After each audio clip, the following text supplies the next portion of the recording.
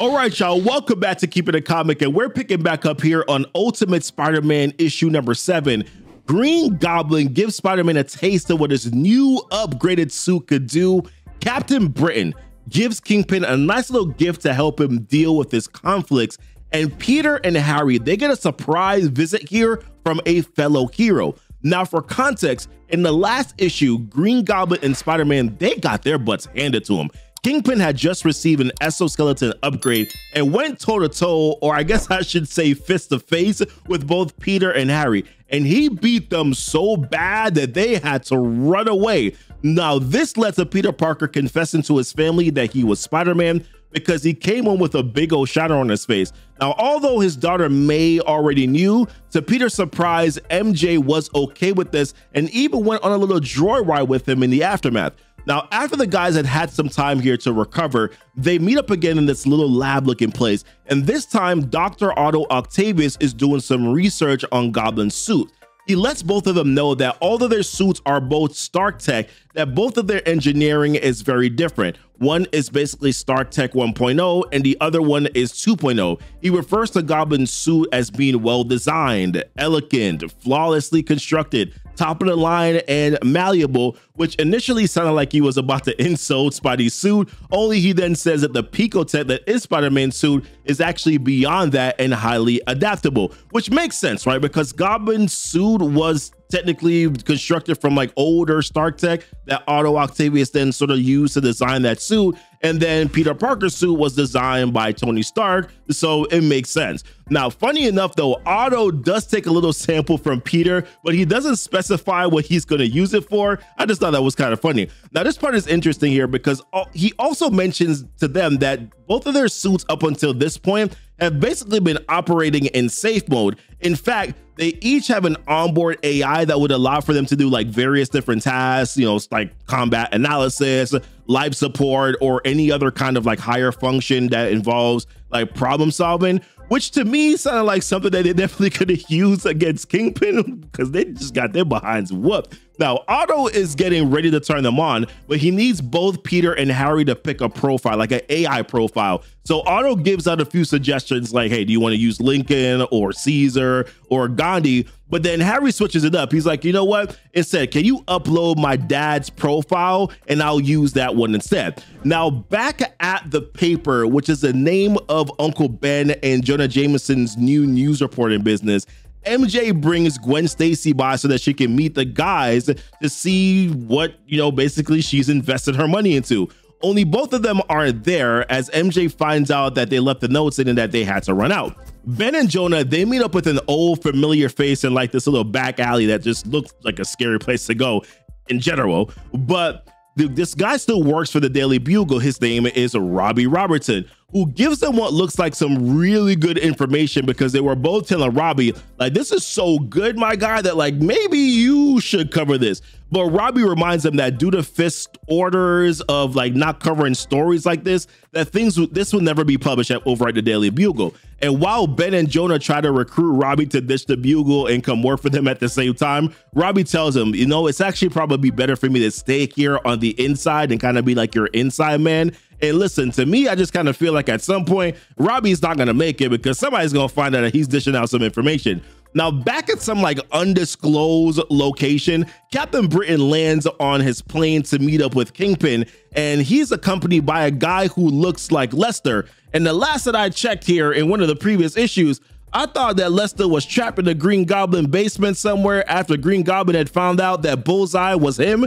So I don't know, like we'll have to see what happens next here. Now, on the inside, there's a photo of the maker on the wall, the one who created this ultimate universe. Now, Britain does mention to Kingpin that, listen, I've heard that you lost one of my agents, which that agent was Lester, at which then Kingpin states, man, I didn't lose him. Like, he just disappeared.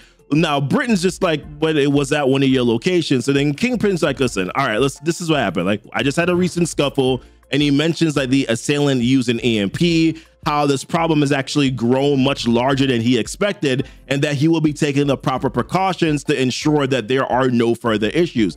So to aid Kingpin in sort of like this escapade, these battles, these future battles here, he gives him a gift.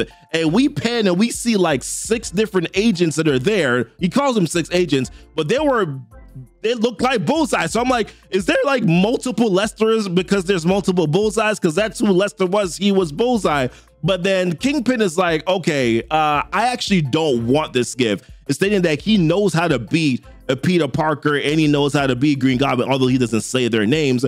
But consider this, like he just mopped the floor with them. So he has the right to feel confident that he's going to be able to deal with this, right? Now, Britain seems impressed and he kind of looks forward to like what Kingpin is going to do next. Now, speaking of Green Goblin and Spider-Man, they're in what seems a little bit like a training mode right now, one of which kind of knocks Green Goblin down to the ground. Now, what they were doing was that they were setting a baseline for the suit's sort of tactical performance so that when Otto takes the suits out of safe mode, that they would be able to properly record any sort of changes in its functionality.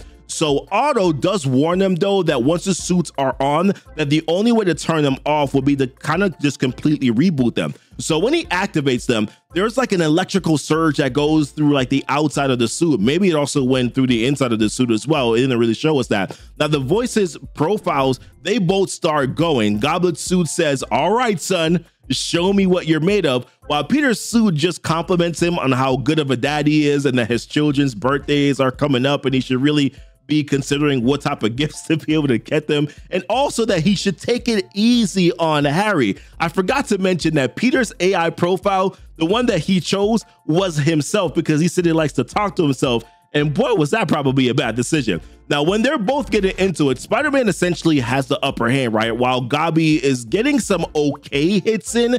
I mean, if Peter was really trying, like if he was not holding back and trying to be nice about the whole thing, I'm pretty sure that he might have knocked Goblin's ass out, right? But of course, this is just kind of the story of Peter's life. He's always holding back.